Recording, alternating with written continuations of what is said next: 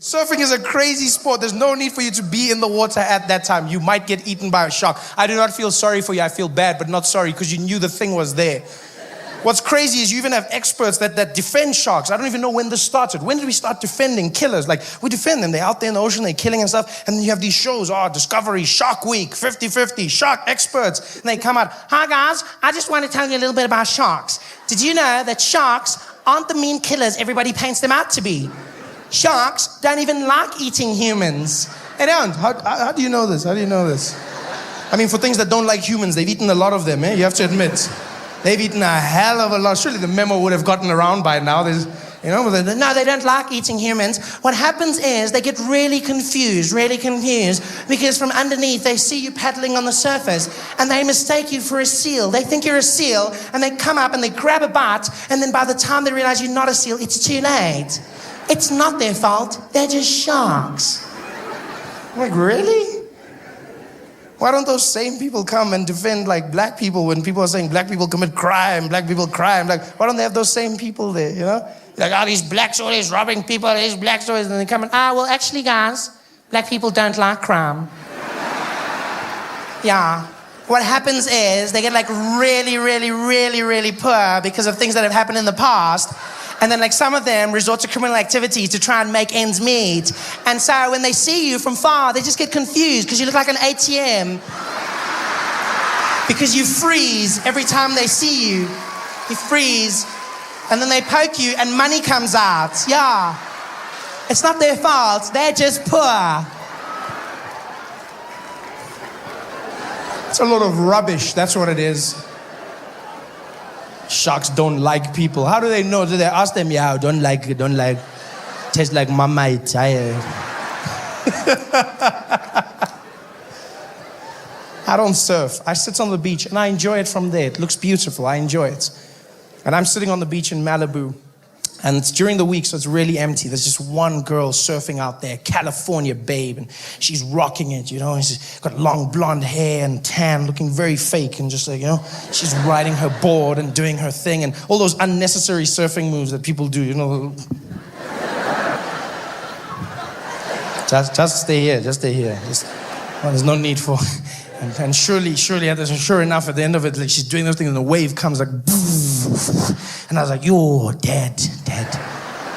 But she wasn't. And she comes out of the water, and she's having the time of her life. And she looks over at me, and she's like, hey there, are you like gonna come in?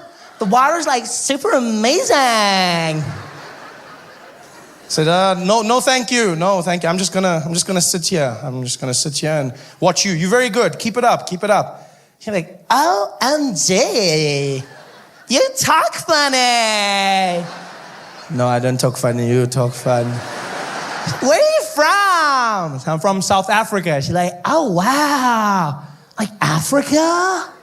How did you get here? What? I used my monkey grip under the plane. How did you get here? She doesn't even wait for my answer. She runs. She's in the water. She's doing her thing, surfing, having a good time, doing those things. She comes back out, and now all of a sudden we're best friends. She runs out onto the beach. She's like, hey, Africa. I'm like, hey, America. So like, you don't surf at all? I said, no, I don't. Where I'm from, we don't really surf. Johannesburg, there's no surfers out here, She's like, that's too bad. Like, do you guys have waves in Africa? Do we have waves? A grown human being asks me if we have waves on a continent. Like, no, we don't. Yeah, by the time the water gets outside of the world, it's just so tired. It's just, so worn out from all the traveling. It tries, but it's,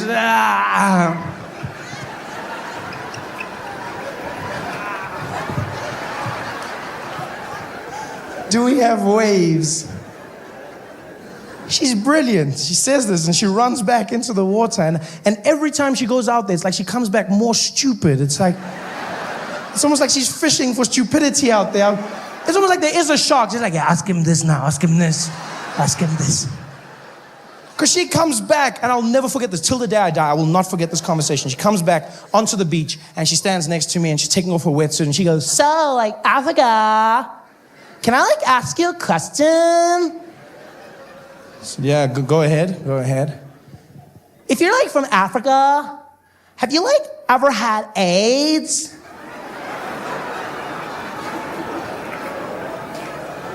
You know what's funny? Is I wasn't offended by the fact that she said AIDS. But I was offended by the fact that she said, ever had AIDS. Like AIDS is something you could had, like a passing flu, just, you know?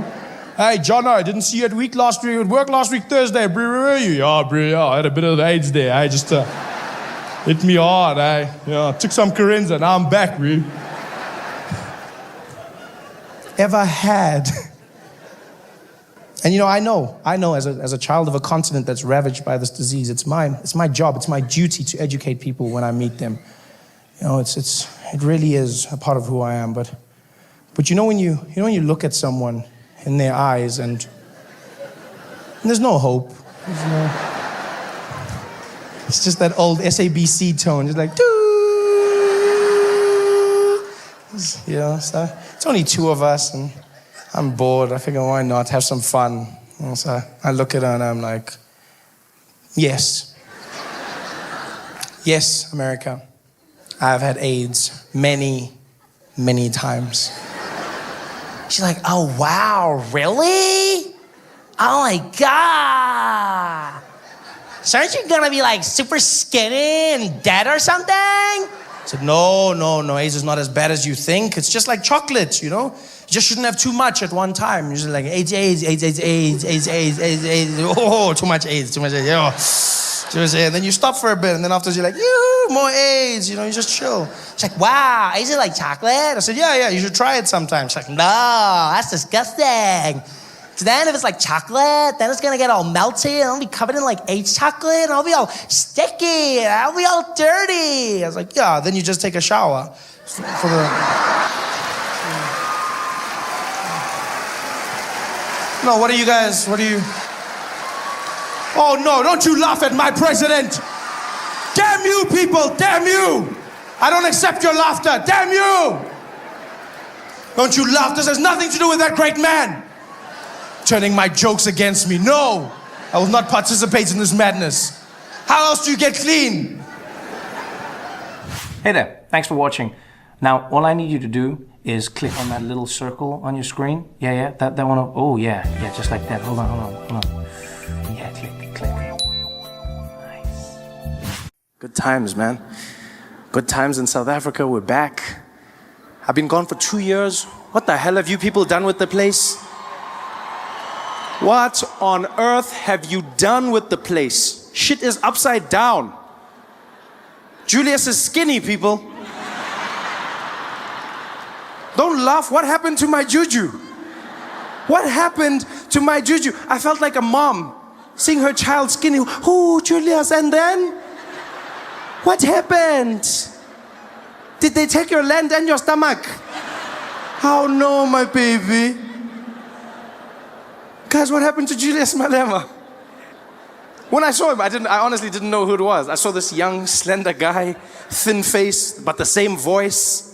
We are going. Now the voice doesn't match the face anymore. It's almost like he's a ventriloquist of himself. We are going to fight, keep fighting. He's super skinny now, man. Like I'm waiting for him to be on the cover of Men's Health magazine, telling us how he lost the weight. Julius posing with a six-pack. They have one of those sexual headlines, how to EFF your lady right. 10 steps to get a body like Juju. There he is selling DVDs, making money, struggle aerobics. You can be just like me. I don't even think Julius knew that this was going to be his life. I mean, you know, starting in the ANC is a position that is powerful. You're at the top. You know, at the top of the food chain. As soon as you switch to an opposition party, you have to fight. You spend all of your time fighting. Julius wasn't ready for that. He didn't even realize how riled up his supporters were.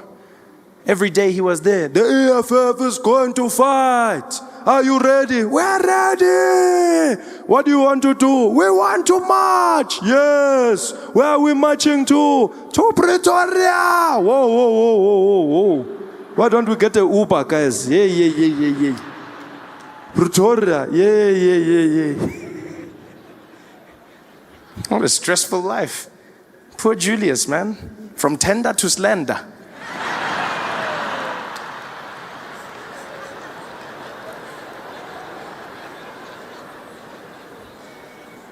I miss it. I watch Parliament now again.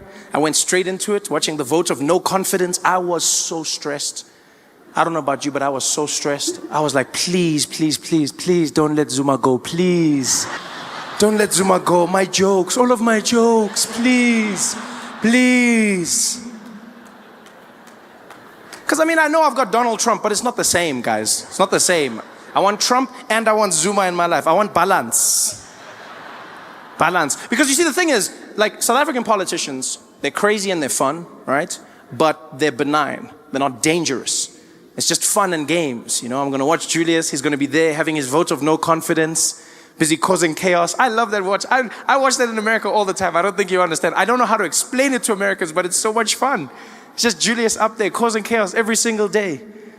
We are here today again. We are going to vote out a criminal. Guys are there. Out of air. Point of order. Point of order. Point of order, Honorable Malema. Point of order. You can't say that. Retract. Okay, I don't want to get kicked out. I retract. I am here because we want to kick out a crook. Honorable Malema, retract. Retract that, Honorable Malema. Retract it immediately. I retract. We want to kick out Lemenemene. Honorable Malema, Honorable Malema, retract, retract, unconditionally. Okay, okay, I retract, unconditionally. Here's my question. Why do they have to keep calling the person honorable when they're doing crazy shit? There's people punching and fighting in parliament. Honorable member, stop punching. Honorable member, don't swear. Like, is that the rule? You have to say honorable member for whatever it is? Eh? A minister can be there shitting on top of the table. Honorable member, hey, skakaka, hey.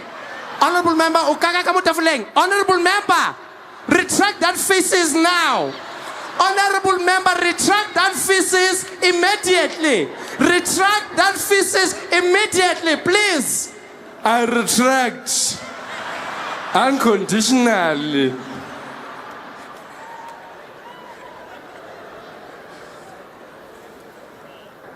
I miss it so much. I enjoy it so much.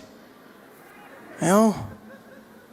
I mean, there's people who ask me all the time, they're like, Trevor, but Donald Trump, I mean, yeah, nah, are you serious? He's crazy like the way you are telling us.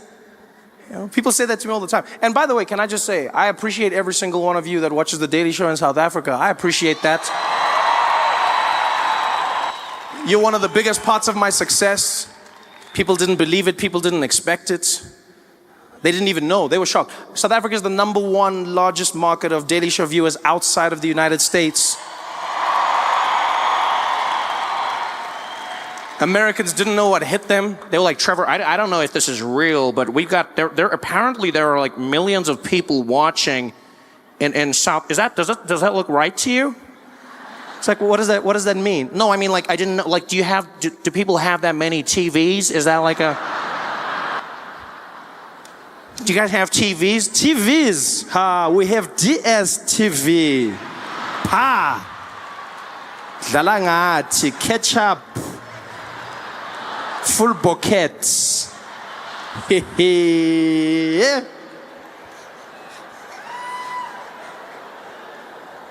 You don't understand how many stupid questions I still get people asking me. Trevor, so like coming from Africa, is it different for you? Is it like totally different? Have you guys got like animals in the streets running around? I'm like, guys, we don't have animals. Come on, man. What do you take us for? And then a few weeks after I had that fight, South Africa, you guys come and hold me back. Just after I fought with people telling them there's no animals in the streets, I see a headline from the Sunday Times. Zebra blocking traffic on N1 highway.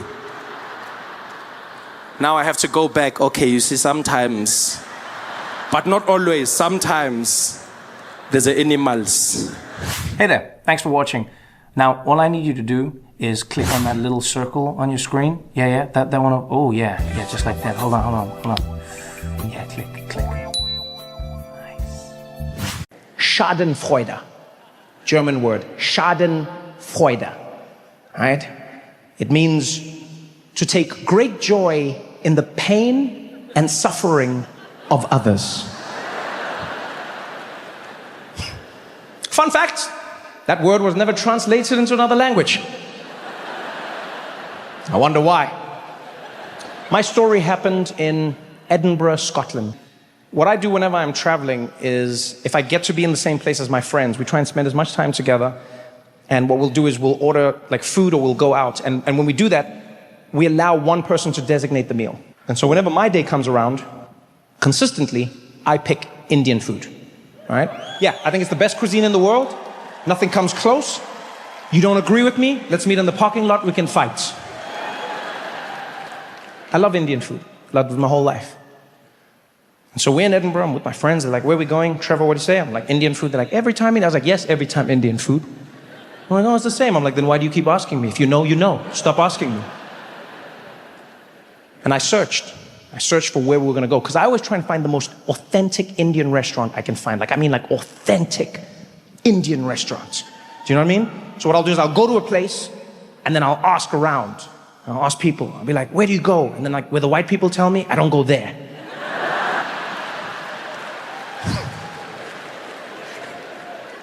Now, the reason it had to be so authentic, just so you understand a little bit of me. I grew up in South Africa, as you know, right? Now, what a lot of people may not know is that South Africa has one of the largest Indian populations outside of India. And so I was lucky enough to grow up surrounded by Indian culture. Right? In fact, one of my best friends growing up was a little Indian boy by the name of Thiessen Pillay. Thiessen would get a packed lunch from his mom every single day. Every single day, the meal was curry. I know this because every day, we'd sit down together.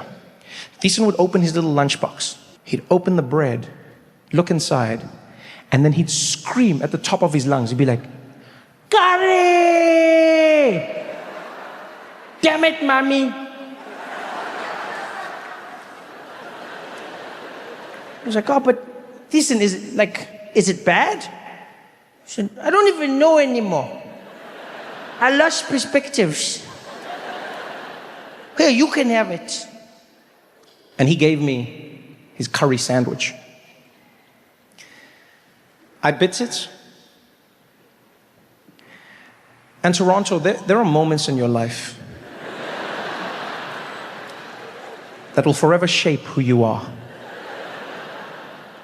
Moments that will define who you grow on to be. This was one of those moments for me. I put that sandwich in my mouth.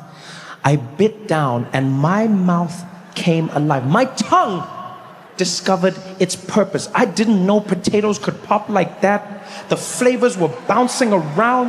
My eyes opened wide. It was, I was like, what? I was like, curry! Thank you, mommy. It was perfect. And since then, I've loved curry. So, fast forward many decades, we're in Edinburgh, Scotland. Going out with my friends. We're choosing a spot. I choose Indian, authentic Indian. We get to the place, and it's legit. Like, it is legit. We walk in, and there's Indian music playing. There are Indian people eating, Indian cooks in the back, Indian waiters, Indian guards on the wall. I'm like, this is it. I'm home. We walked in, we sat down. And as soon as we sat, one of my friends, Steve, launches for the menu. And I was like, Steve, it's cool, man. I'll just order for everyone at the table. And he's like, oh, that's fine, Trevor. I'll order for myself, thank you. I was like, no, it's not about that, Steve. I just prefer to order for all of us, yeah? Right? You good? He's like, I don't know why that's necessary. I think I'll just order for myself. Is that okay? I was like, it's not. No, it's not okay, Steve. It's not okay, right? Because you're probably going to say some shit that's going to embarrass me in front of my Indian people, right? And so I just need you to back off for a moment. He's like, I'm sorry, what would I say that could embarrass you in front of Indian people? I was like, I don't know, Steve, and I don't want it to happen. Just let me handle this, okay? He's like, let you handle this? Trevor, I'll have you know that I've eaten curry for many, many years. I'm like, Steve, this is not the time. Just let's not argue, okay? Let's not argue. It's not the time to argue. He's like, what do you mean? Why would I embarrass you? Why? I was like, there's no, you don't need to know why. Let's just not do. He's like, no, why? Why? Because I'm white. I was like, you brought it up, not me, all right?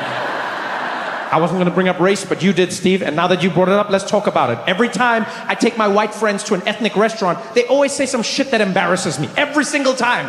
Every time. Either they don't know how to pronounce the food, or they'll say some random shit. They'll be like, can I get that one, the papadums? What do you call these ones? You know, they'll be like, can I get this one, but not spicy? Kill yourself! Can I get the curry, but not spicy? Kill yourself! How are you gonna ask for curry but not spicy? Your forefathers went around the world killing people for the spice. Now you don't want it? Shut up and eat the spice, Steve. And he's there, he's like, Trevor, okay, I really don't understand where this is coming from, all right? I'm not gonna embarrass you. I understand curry. I was like, Steve, let's just leave it at that. I got you, okay? I got you, all right? I understand this way more than you. He's like, Trevor, I'm sorry. You're not more Indian than me. I was like, I'm sorry, what? He's like, yeah, you are not more Indian than me. I was like, what the hell is that? Exactly. Don't tell me I'm not more Indian than you. You shut up. When the waiter comes in, you shut up. He's like, I'm not gonna shut. I was like, you shut up. He's like, okay, fine, order then. And the waiter walks over. This beautiful Indian man. He's got his beautiful Indian garb, and he steps up. And I know Steve, I can see him questioning my authority out of the corner of my eye. I wanted to show him that these were my people. And as the waiter got there, I didn't even let him speak. I just jumped up and I was like, good evening. I'm going to be ordering for the entire table, please. Could we please have 3 garlic raw naans? We're going to have 3 rumali rotis. Give us 1 shahi paneer, 1 palak paneer. You know what? We're going to have a Rogan Josh lamb, of course. Could we also please have 1 butter chicken for my Caucasian friends?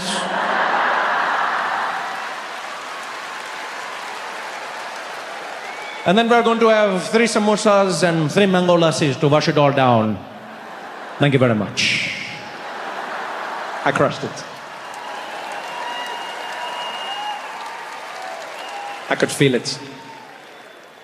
Everyone could feel it.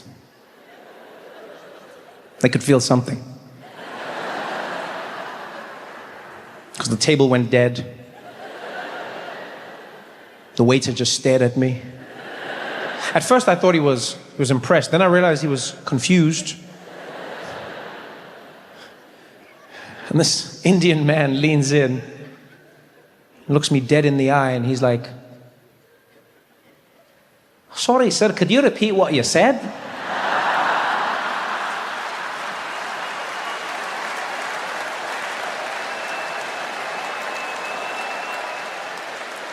I can't hear what you were saying, right? You got a bit of an accent. And I was like, oh shit! He's Scottish! I mean, I know he's Scottish. I mean, we're in Scotland. He's Scottish, but it's like he's Indian. I didn't expect that, right? Because the whole place is Indian. It's an Indian restaurant. The people eating were Indian. There's Indian gods on the wall. The guy was Indian. His beard was Indian, but his mouth was Shrek. I didn't expect that. And now he didn't understand me because I Trudeau'd too much. I didn't need to try so hard. But then I realized I also couldn't stop. Because that would be racist.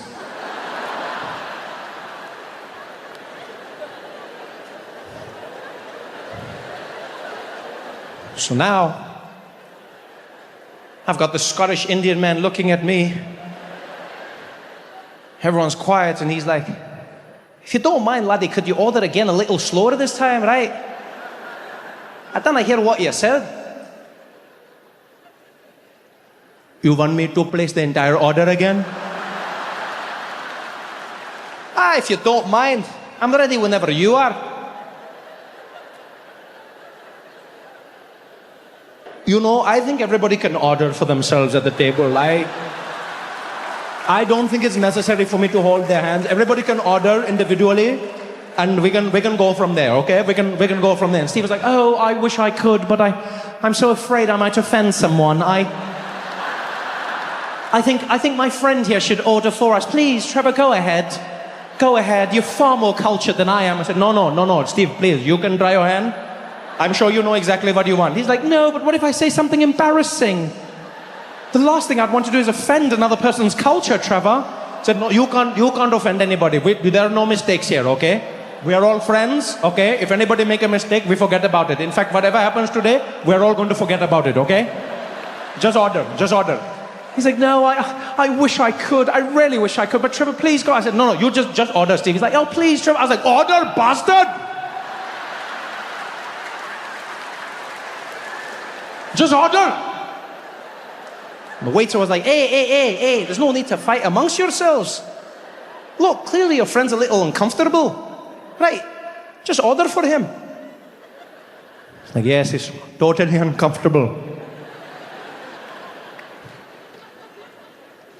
Okay, could we please have 3 Romali rotis and 3 garlic naan, 1 shahi paneer, 1 palak paneer, and could we also get a lamb rogan josh, and we're also going to be having 1 butter chicken for your Caucasian friends.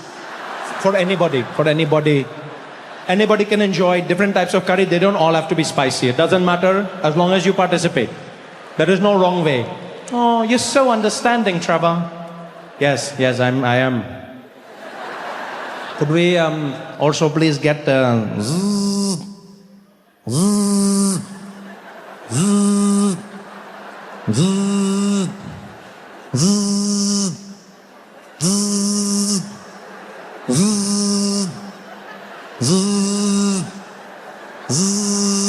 What? You gonna answer that?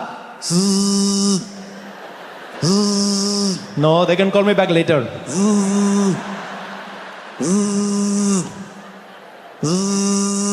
He's like, it's getting awkward. Just answer your phone. I'll wait. Okay.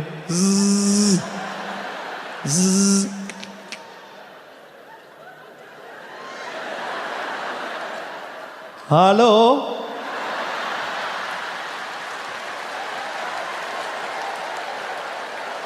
Yes, this is Trevor speaking. How can I help you? Yes, no, the one and the same. Can you get to the point? I can't talk right now. Can you tell me what you need? I can't speak for too long. Can you? No. There is nothing wrong with my voice. Can you just get? No, everything's fine. No, I have not been kidnapped. No. I have not been kidnapped. Everything is fine. This is not a secret message. Just can you tell me what you need? No, we can talk later then. Yeah, my voice is like this sometimes. Don't worry about that. Just wait. No, and I think I know my voice. I think I know my voice also. Yeah, well, I've been me my whole life, okay? I've been me. Okay, fine. We'll talk later. Okay. Love you too, mommy. Bye-bye.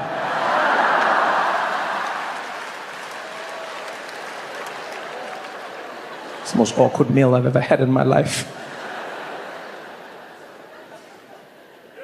I barely ate a thing.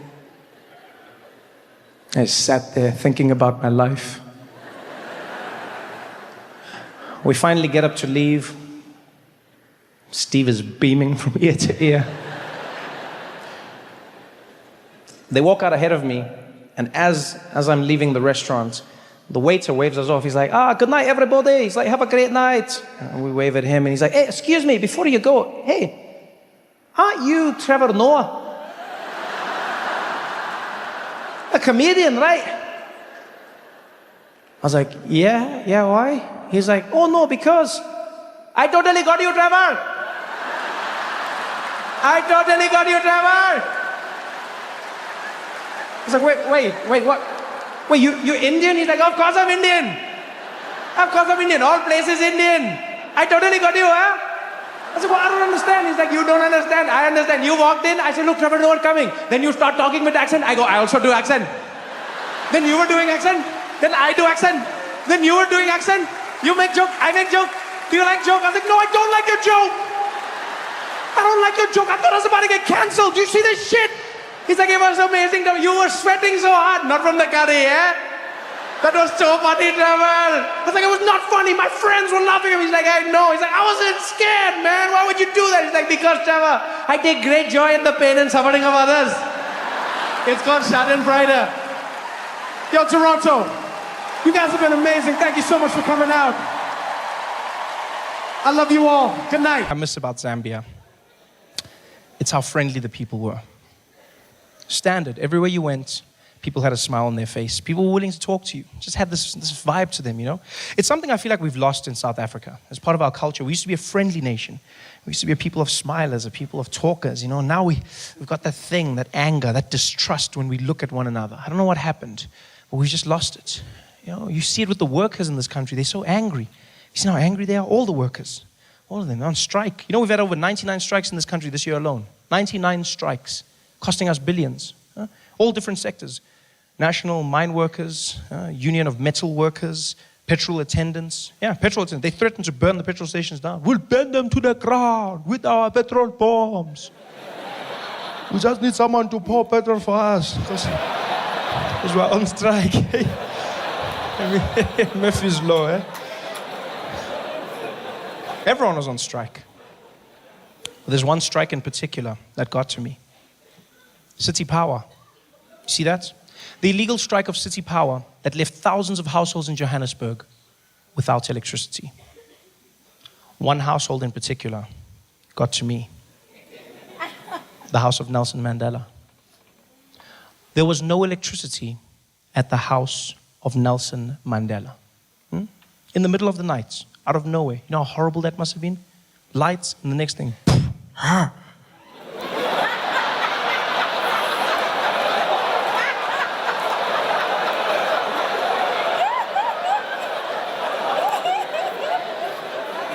Nelson Mandela doesn't need electricity for his big screen TV, people. Nelson Mandela needs that electricity because he has machines keeping him alive. That man is critical but stable. I don't know what that means. The government told me. Because it's an oxymoron. Critical but stable. How's Bafana doing? They are losing but winning. I had to try and explain that to my grandmother. Do you know how hard that was? Because my grandmother doesn't get bamboozled easily. Yeah. She asked me, she said, Trevor, how is Mandela doing? But she asked me like I know him. I'm like, oh, he's okay, Gogo. I mean, he's critical but stable. You know? Like, critical but stable. Critical but stable. What does that mean? Before I can answer, my uncle walks in the room, drunk, as always. Comes straight to us, goes, critical but stable. That's me every weekend.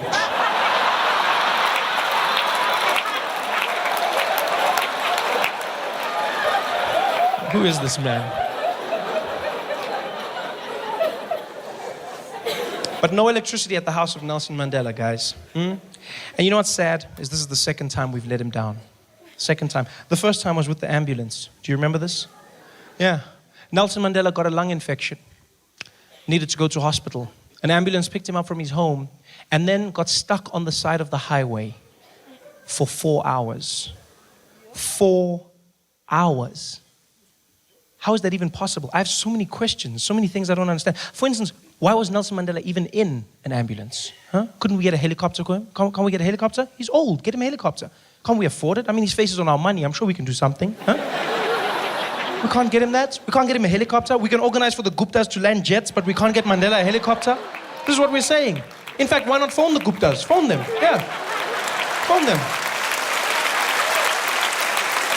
I'm sure they'd be there in a second. They'd be like, hey, Atil, can you come and fetch this guy? Yeah, I'd be there with his Gupta swag. That's not the airplane, that's the sound he makes when he walks around. And then Jacob Zuma rides on his back. Basta, basta. Huh? This is us, guys. Nelson Mandela. Second question I have. Why was there only one ambulance? No backup ambulance? No support cars? Nothing? Ministers in parliament have 4 to 7 cars with them everywhere they go. They've got a little blue light brigade, causing chaos on the roads. Multiple people have been killed by them, crashing into cars, because they're always in a hurry, always in a hurry, always in a hurry. Why are you in a hurry? And why do you have bodyguards? I don't understand. I mean, some people, yes. President, give him bodyguards. Yeah, fine. Minister of Finance, it's our money. Bodyguards, bodyguards. Yeah. But there's some ministers where we're just wasting money now. Huh? Minister of Agriculture. Why are you even in a hurry? No, you've got the slowest portfolio. Where are you going? Nothing happens in agriculture in a hurry. Nothing. There's no drought starting at 4. Why are you in a hurry? And why do you have bodyguards? Who's trying to kill you? The cabbage mafia? No, guys. Just sit in the traffic and shut up. Stop wasting our money. Give Nelson Mandela that motorcade. That's what he needs. Stuck for 4 hours, people. You know how terrifying that must have been for the ambulance driver? He knows who's in the back. You wouldn't want Nelson Mandela dying on your watch. He's there panicking hour after hour. Nobody coming to help. Finally tried to do something himself. I'm sure he just got up there. He was like, Tata, Tata, Tata. Mandela's there like, Saint Peter, is that you? Just, no, Tata, it's me. It's Piwe. Oh, that's BEE in heaven. No, Tata, no. We're still here. We're in the ambulance, Tata. The ambulance is stuck. Damn it. So are they sending another one? Hey, that's the thing, Tata. We've been here for hours. Nothing has happened, eh? So I was thinking maybe we should hitchhike. Man, you are killing me, man. Tata, what can we do? Okay. Help me up. They get up. There they are on the side of the highway. Nelson Mandela and Spiwe trying to get a lift from people. Spiwe's on one side panicking. Mandela's on the other side hitchhiking. Nobody's stopping. Spiwe's there. Tata, they're not stopping. They'll never stop for black people. Like, yeah, and those are the black people. Because we don't stop anymore. I wouldn't stop. I don't know about you, but I wouldn't stop. I'd see Nelson Mandela, but I wouldn't stop. No, because for the life of me, I would not begin to believe that the man standing on the side of the road hitchhiking is Nelson Mandela. I'd see him. I'd be driving past. I'd be like, hey, that guy looks like Nelson Mandela. Look, guys, look, that guy looks exactly like Nelson Mandela. Yo, it looks like him, man. Looks like, but I wouldn't stop. Yeah. Not because of time. I didn't even have time. I didn't have time to make a U-turn, in fact. I would make a U-turn. I would go back around. You got to see him. You got to look at him. He's amazing. He looks exactly like Nelson Mandela. You're going to see him there. You're going to see him. We'd drive past there slowly. Look at him. Yo, he looks exactly like Nelson Mandela. And that guy's even got the face, he's got the hair, he's even got the shirt like Nelson Mandela. I wouldn't stop. I'd even go home and fetch family before I stop. I'd be there, Mom, come, get in. Isaac, come. Oh, we're going to get a PlayStation. No PlayStation for you. Shut up. Get in the car. We're going to fetch Nelson Mandela. Bloody hell, we'd be driving around there. I'd be like, everyone, you must look at him. You must slow down. I'm going to slow down. I'm going to look at him. We'd slow right down, roll down the windows. Hello? I'd be like, please, he even sounds like Nelson Mandela! But I wouldn't stop. Nobody stops. Culture of distrust. Back in the day, people used to hitchhike in South Africa. Yeah. I remember people used to hitchhike from Durban to Johannesburg. They'd be there on the side of the road. Yeah, people picking them up. Now, nobody. Nobody stops for anybody. Even Metro Police, you're like, hey! Nobody stops. I bet even babies couldn't hitch a ride. Be on the side of the road in their diapers then. No one would stop. You'd be like, hey, you don't stop for them. You never, ever stop for them. Yeah, you think it's a baby, hey? You think it's a baby. Yeah, they look like babies. And then you stop and then like a man pops out, hey? Yeah, happened to my friend Gladys, hey? You don't take chances. We've become a culture of distrusting angry people. That's who we are. Everyone's angry. And weird angriness as well, in places where it shouldn't be. I was in Checkers the other day. I'm just shopping. It's a normal experience, you know? I get to the cashier and those people are so angry. Like, I don't know what Checkers does to their employees, but they're clearly not enjoying it. Because I get to the till, she doesn't greet me, she doesn't even look at me. She just pushes a little conveyor belt thing. All my groceries pull up, and they're like, doot, doot, doot, doot, doot, doot, doot, doot, doot, doot, doot, doot, doot, doot.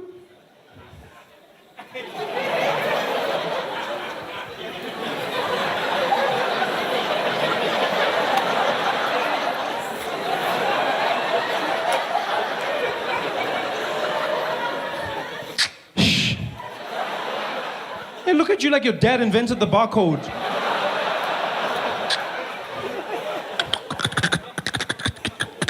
Doot. Doot, doot, doot, doot, doot, doot, doot, doot, doot, doot, doot, doot, doot, doot. Then they look at you and ask you that question like you kill baby panda bears for a living. Plastic. No, bye. Thank you. No, I'll just hold. I'll just, no. Thank you. Yeah. They're so angry. And they look angry because they've drawn their eyebrows on. And that permanent scowl. I don't understand that trend in fashion, to be honest with you. Why would you shave your eyebrows off and then draw them back on where they were? It's weird. But look, I also commend it, you know, that level of commitment has to be commended. Because I don't understand how anyone can commit to one expression for the entire day. Like, how do you choose that expression? Do you just work on how you feel in the morning? Is that what you do?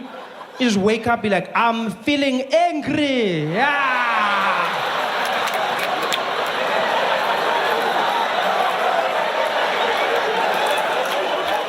What if something good happens?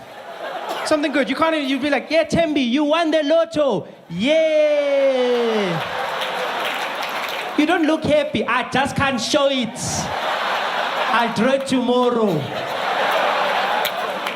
Why would you? So angry. We become angrier and angrier. Almost more focused on the negative aspects of race. We used to be the rainbow nation. Now the colors are going their separate ways.